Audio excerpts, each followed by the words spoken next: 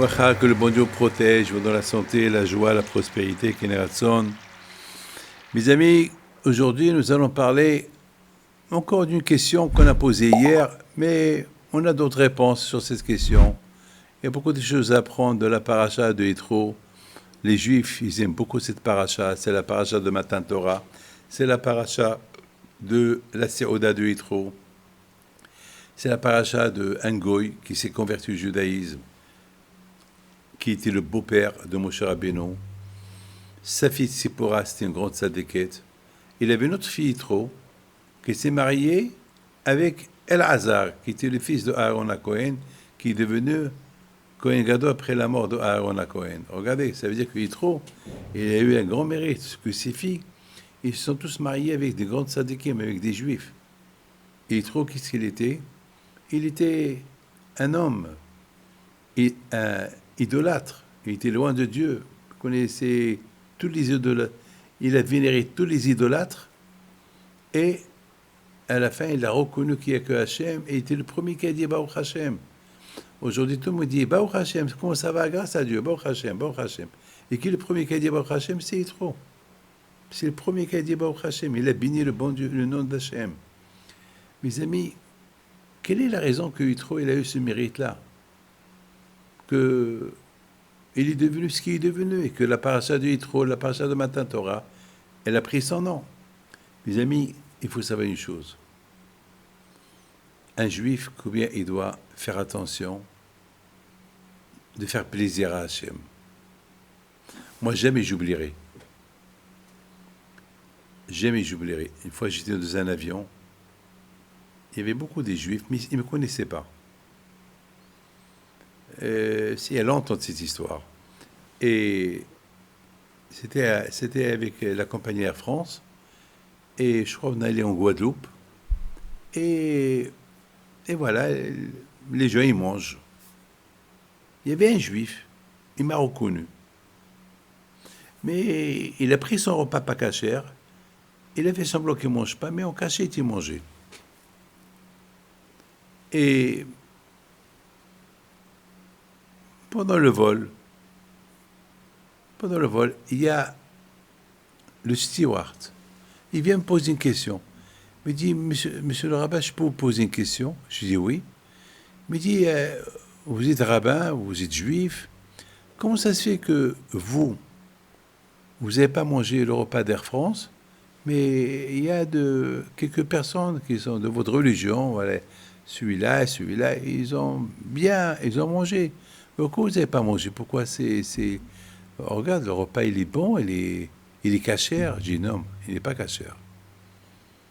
Et j'ai commencé à lui expliquer. Ah, pourquoi ils n'ont pas mangé? Ben, je lui dis, chacun il fait ce qu'il veut. Le bon Dieu il n'a pas obligé. Le bon Dieu n'a pas obligé à faire la religion de force. Chacun il fait ce qu'il veut.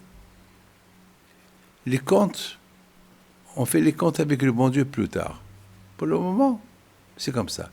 Alors, il y avait quelques personnes ils avaient un peu de la peine. Pourquoi ils ont mangé devant moi? Ils ont eu des remords. Alors là, plus tard, on a commencé à discuter. Et bien, vraiment, après 2 heures, on a parlé d'Ivret Torah, ils ont pris sur eux de manger cachère. Mes amis, celui qui fait kavod à Hachem, il n'y a rien qui vaut celui qui fait kavod à Hachem. Celui qui fait l'honneur d'Akadosh Baruch Hu. J'étais le premier à ne pas manger du non-cachère dans l'avion. Et suite à ça, il y a eu une conversation avec le steward, des juifs qui ont assisté à cette conversation, et à la fin, il s'est passé que il y a eu quelques personnes qui ont dit, alors si j'aurais expliqué c'est quoi la cacheroute, c'est quoi le judaïsme, après, je les ai rencontrés en Guadeloupe, ils sont venus à mes cours de Torah, ils ont fait une grande teshuva. Mes amis, le premier qui a fait kavod à Hachem, le goy qui a fait kavod à Hachem, c'était Yitro. Vraiment. Parce qu'Yitro, il avait besoin de rien. Il était riche. Il avait tout. Il avait le kavod. Il avait tout. Il est venu dans le désert, il a tout lâché pour Hachem. Alors imaginez-vous, mes amis, aucun être humain, à part les Juifs, qui étaient dans le désert pour recevoir la Torah, le monde entier a entendu ce que Hachem il a fait en Égypte, et comment la terre, la mer s'est coupée. Personne n'est venu pour se convertir. Il n'y a que Yitro seul. Yitro seul, il a donné kavod à Hachem. Alors quand il a dit à Yitro, toi tu me fais kavod. Alors la paracha de Matan Torah, je te la donne. Elle va porter ton nom. Vous savez c'est quoi la Torah? La Torah, c'est celui qui l'étudie, celui qui la respecte, en faisant kavod à Hachem. Mes amis, écoutez très bien. Quelqu'un qui veut aller à la synagogue, il court pour aller à la synagogue. Il pousse des gens. Pourquoi tu pousses? Ben, je vais à la synagogue. Et nous aussi, on va à la synagogue. Non, moi, je dois faire Kaddish. C'est pas bien. Tu vas aller à la synagogue pour prier au bon Dieu. Tu vas aller faire Kaddish. Va doucement, c'est pas la peine de pousser les gens. C'est pas la peine de pousser les gens. Pourquoi tu pousses les gens? Mes amis, c'est ça ce que Yitro il a fait. Yitro, il a donné du moral aux Juifs. Vous les Juifs, vous avez connu Hachem. Votre grand-père c'est Abraham, Yitzhak, Yaakov. Moi j'étais goy, j'ai découvert Hachem tout seul. Et je fais kavod à Hachem. Alors Akadosh Baruch Hu, il a dit, toi Yitro, tu me fais kavod, moi aussi je te fais kavod.